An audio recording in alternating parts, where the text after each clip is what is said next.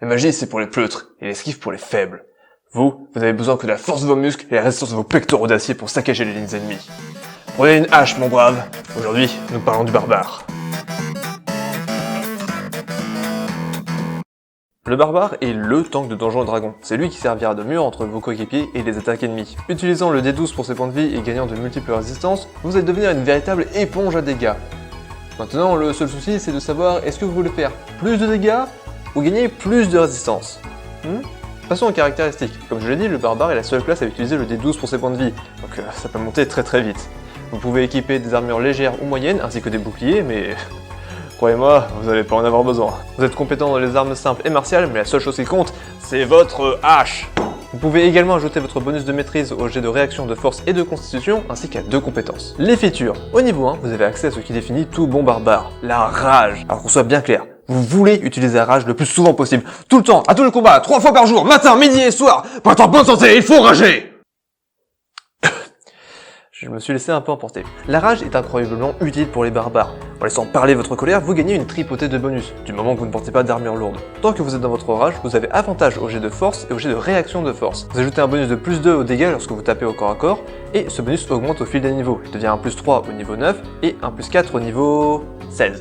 Et le plus important, vous devenez résistant aux dégâts tranchants, perçants et contondants. Les épées, les flèches, les marteaux, rien à faire, tous les dégâts physiques sont divisés par 2. Mais forcément, il y a un revers. Déjà, vous ne pouvez entrer dans votre rage qu'un nombre limité de fois par jour. Après, il faudra finir un long repos avant de pouvoir rager à nouveau.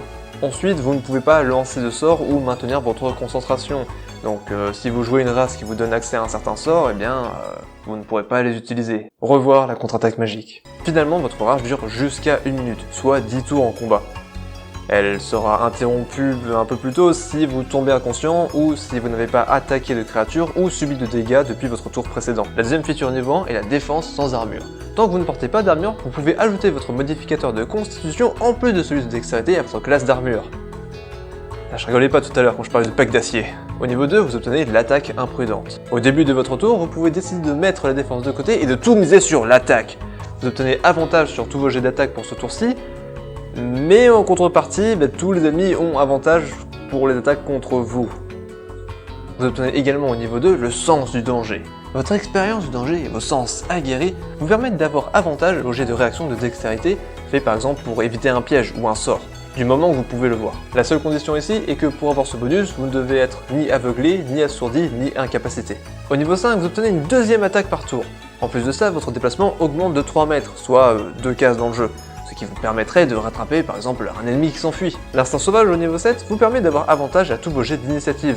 Par-dessus ça, les attaques surprises ne marchent plus contre vous. Bon, il faudra quand même entrer dans votre rage dès votre premier tour, et en espérant que vous ne soyez pas incapacité. Au niveau 9, j'espère pour vos ennemis que vous roulez pas trop de réussite critique, parce que là, ça va faire mal. Vous obtenez le critique brutal. Lorsque vous faites une réussite critique sur un jet d'attaque, vous ajoutez un dé supplémentaire pour déterminer les dégâts. Hop. J'étais à ça de dire une grosse bêtise. Avant de continuer, je pense qu'il est important d'expliquer comment fonctionne le coup critique dans Donjons & Dragons. En combat, lorsque vous faites un jet d'attaque et vous obtenez un 20 sur le dé, vous faites ce qu'on appelle un coup critique, ce qui a pour résultat d'augmenter les dégâts que vous faites. Dans la règle de base, il est dit tout simplement que vous roulez une deuxième fois le dé de dégâts, donc disons que votre rage fait 1 d12, vous lancez 2 d12. Si vous avez une épée qui fait 2 d6, vous roulez à nouveau 2d6 pour un total donc de 4d6. La raison pour laquelle le coup critique fonctionne comme ça dans les règles de base est pour limiter la quantité maximum de dégâts que vous pouvez faire. Tous ceux qui ont fait de la probabilité voient où je veux en venir. Plus vous faites de G, plus vous approchez d'une moyenne. Ce que fait le critique brutal au niveau 9 est de tripler la quantité de dégâts que vous pouvez potentiellement faire. Et à plus haut niveau, vous quadruplez, plus vous quintuplez les dégâts. Personnellement, je préfère doubler directement le résultat du dé. La conséquence est que faire un G faible, ça fait mal au cœur. Et faire un jet fort, ça fait très mal aux ennemis. Au niveau 11, votre rage est si forte que si vous tombez à 0 point de vie, vous pouvez faire un jet de réaction de constitution pour revenir à 1 point de vie.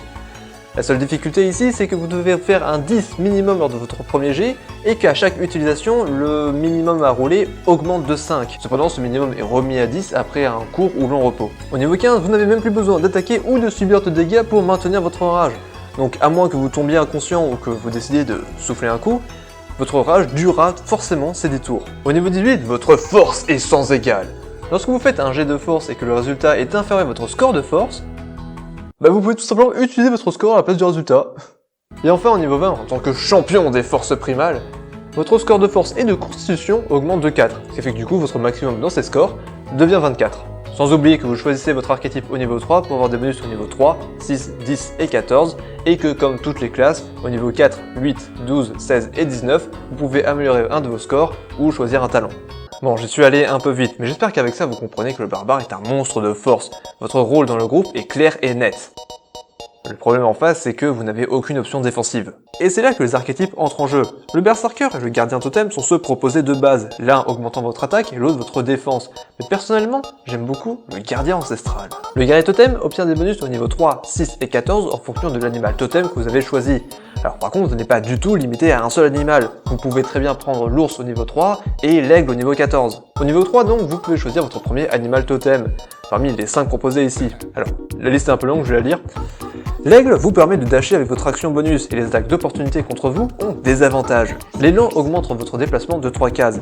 Le tigre vous permet de sauter 1 mètre plus haut et 3 mètres plus loin. Le loup donne avantage à vos alliés s'ils attaquent un monstre qui se trouve dans votre zone de mêlée. Et l'ours vous rend tout simplement résistant à tous les types de dégâts, sauf psychiques. En plus de ça, vous êtes maintenant capable de lancer les sorts parler avec les animaux et sens bestial, mais uniquement en tant que rituel. Donc basiquement ça vous prend 10 minutes au lieu de 6 secondes. Au niveau 6, vous choisissez votre deuxième animal totem, mais les boosts sont différents ce coup-ci. L'ours double le poids total que vous pouvez porter, vous donne avantage au jet de force pour pousser, tirer, soulever ou casser un objet.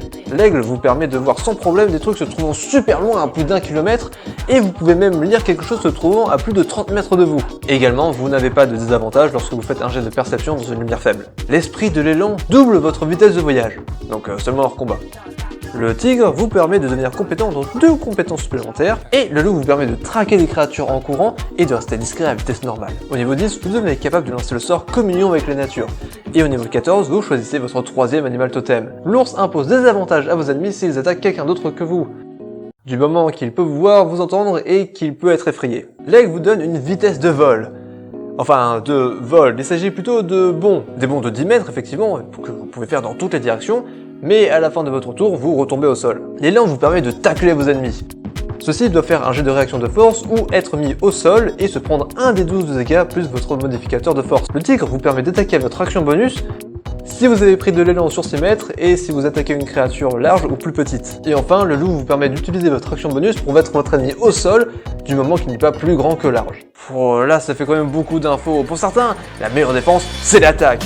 Et pour vous, le berserker est la meilleure option. Au niveau 3, votre rage devient si violente que vous pouvez attaquer votre action bonus, ce qui vous donne du coup 3 attaques par tour au niveau 5. Le seul inconvénient ici, c'est que lorsque votre rage se finit, vous prenez un point d'épuisement. Ça pose donc une grosse limite quant au nombre d'utilisations de la rage avec cette sous-classe. Au niveau 6, tant que vous êtes en train de rager, vous êtes tout simplement immunisé à la peur et au sort de contrôle, donc vous ne pouvez pas être charmé. Au niveau 10, vous pouvez pousser un puissant rugissement pour faire peur à une créature se trouvant à moins de 10 mètres. La créature doit alors faire un jet de réaction de sagesse ou être effrayée. Par contre, vous devez continuer de lui faire peur à chaque tour pour maintenir les effets. Et en face, si elle réussit son jet de réaction, eh bien elle est tout simplement immunisée aux effets pendant les prochaines 24 heures.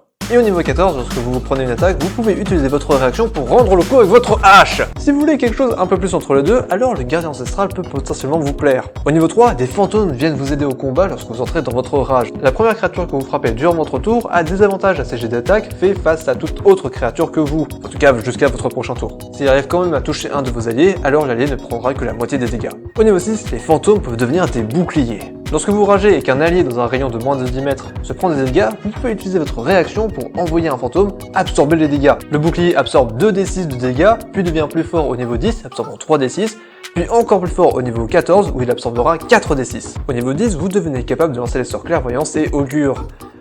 Par contre, pour pouvoir les utiliser à nouveau, vous allez devoir finir un court ou long repos après avoir utilisé seulement l'un des deux. Et au niveau 14, les dégâts absorbés par votre bouclier sont tout simplement renvoyés à l'attaqueur.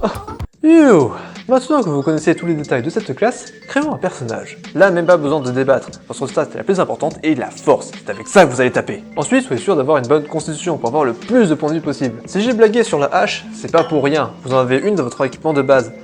Après, toute arme lourde ou à deux mains fera l'affaire. Si le nain semble être un bon choix pour la classe barbare, personnellement, je recommande le demi-orc. Le bonus de force et de constitution sont très appréciables, mais par-dessus ça, vous avez des compétences qui rendent le critique brutal et la rage implacable encore plus fortes. En revanche, je pense qu'il est important de rappeler que le barbare fonctionne presque exclusivement en corps à corps. C'est d'ailleurs pour ça que vous obtenez un bonus de déplacement au niveau 5 et que certaines features vous offrent d'autres options. Il est donc important de prendre des talents qui vous aideront au combat. Par exemple, Sentinelle empêchera vos ennemis de s'enfuir. Attaquant sauvage vous permet de relancer vos jets de dégâts, si jamais vous vous dites que c'est pas assez. Quant à Turf, il vous permet de booster la quantité de points de vie que vous pouvez avoir. Résistant en sagesse est vraiment quelque chose que vous devriez prendre, au moins pour avoir un minimum de défense face au sort qu'on vous lancera. Avec ça, je pense que vous êtes prêts. Merci d'avoir regardé la vidéo, j'espère qu'elle vous aura aidé. On se retrouve dans le prochain épisode, et d'ici là, n'oubliez pas de faire parler votre colère.